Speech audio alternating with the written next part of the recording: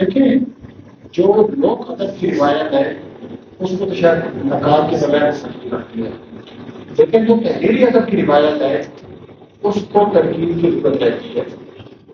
اب میرا خیال ہے غالب کو حالی نہ ملتے اور غالب کو اس کے بعد لال صاحب خورشید الاسلام اور بعد میں صاحب تک اور عوام کو باقی جوش افغانی کرام یہ لوگ نہ ملتے تو آج اس وقت غالب کا جو بڑا ایک گاڈلی امیج ہے یہ قائم نہ ہو پاتا۔ وہ ایک ایسا خزانہ تھا جو خزانہ تو تھا لیکن وہ مخفی رہتا، وہ خزانہ ہے لیکن وہ مخفی ہے۔ اس مخفی خزانے کو وہ اتنا ہی بڑا نقاد وہ سامنے لاتا ہے، پھر دنیا اس کی طرف ہوتی ہے۔